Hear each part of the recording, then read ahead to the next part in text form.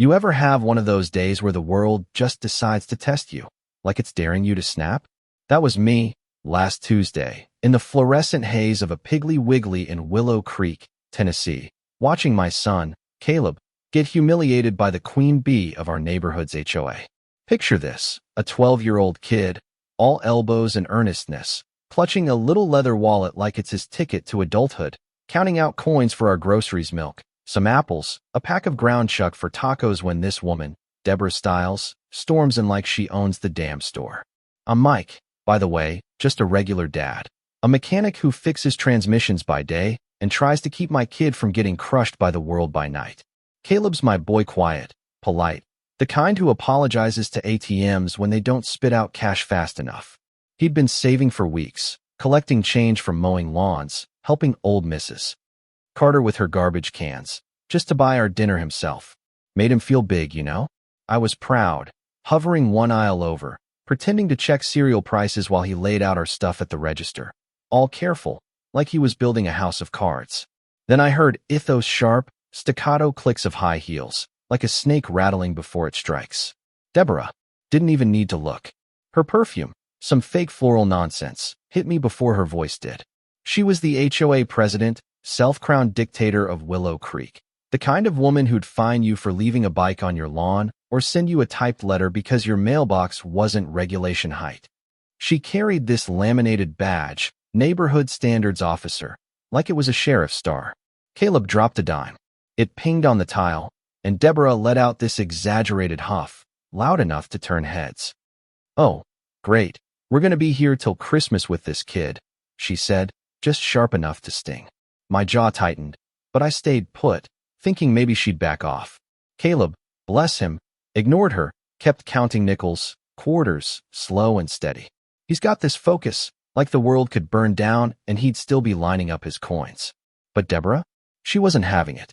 She stepped right into his space, looming over him like a vulture in pearls. "What's this, huh? You think it's cute, holding up the line? Some people have places to be." Her voice was all venom and HOA boardroom arrogance. The cashier, a sweet girl named Jenny, tried to say something, but Deborah cut her off with a glare that could curdle milk. Caleb flinched, just a little, his shoulders hunching, but he kept going, handing over his coins like they were his pride on a platter. Then it happened. "If you can't pay like a normal person, maybe you shouldn't be here," Deborah snapped, loud enough for the whole store to hear. She leaned in closer, her badge swinging like a guillotine. "Maybe go back to wherever you people learn to shop like this." My blood turned to fire.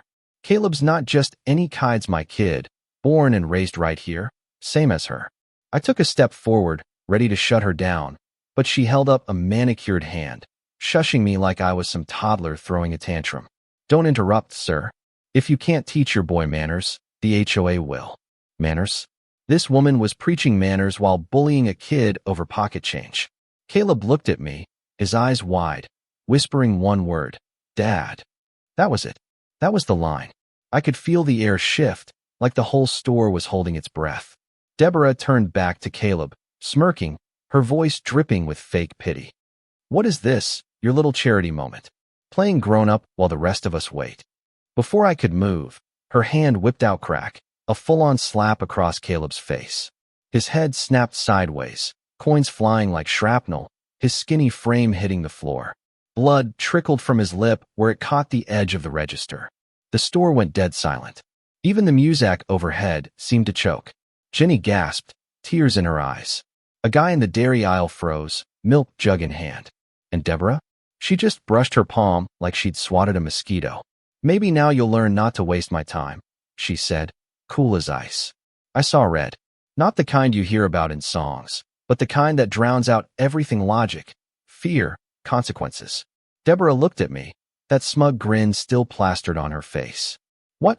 You gonna hit a lady?" she taunted, arms crossed, pearls gleaming like they were mocking me too. I didn't answer. Didn't need to. I stepped over Caleb's scattered coins, over my boy still pulling himself up, and grabbed her by the front of her silk blouse. Her smirk vanished as I yanked her forward, her heels skidding.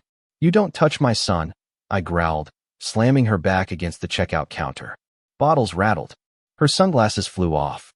The whole store was watching now, phones out, recording every second. She screamed, "I'm a community official," like it was a shield. "Yeah," I said, dragging her toward the digital scale by the register. "Then officiate this." I shoved her face first into the screen crack. Blood sprayed across the glass, her nose crunching like gravel. She clawed at my arm, shrieking, but I didn't let go. "You don't hit kids," I said, low and cold, right in her ear. "Not mine. Not ever." Caleb was sitting up now, one hand on his cheek, watching me with those big eyes of his. Not scared, not anymore, just steady, like he knew I'd come through. Deborah tried to rally, spitting blood, muttering about lawsuits and how I'd lose everything: me job, my house, my kid. I grabbed her badge, ripped it off her neck, and crushed it under my boot. "You don't run this town," I said. "You don't run anything." The crowd was alive now, whispering, filming, some guy muttering, "She fined me for my dog's leash color." A woman chimed in. She threatened to tow my car over a parking spot.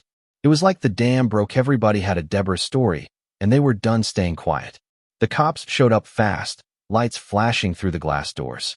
Deborah, crumpled on the floor, suddenly found her voice again. "He attacked me," she wailed, pointing at her bloody face. But the phones didn't lie. 6 people stepped up, showing the cops their videos: her slap, Caleb's fall, my response. The older officer watched, shook his head, and said, "Ma'am, you're under arrest for battery." Deborah's jaw dropped. "Me?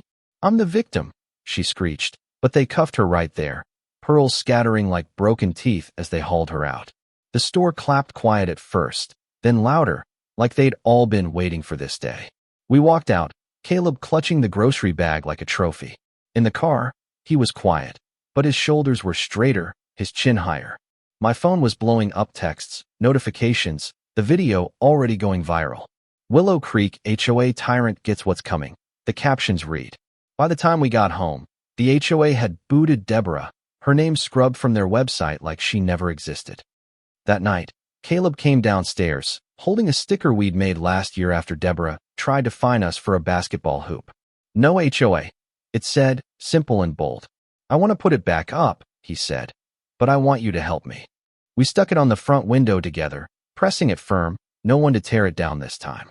I don't regret what I did, not for a second.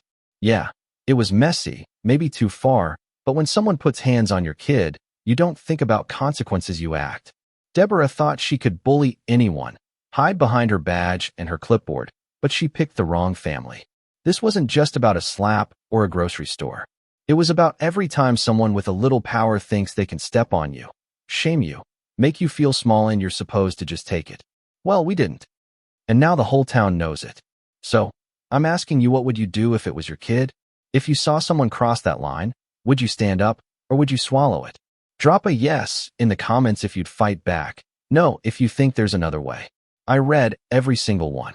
And if this hit you, if it made you think about the bullies in your own life, hit that like button, subscribe, and ring the bell. Because sometimes, all it takes is one person to say, enough. Be that person.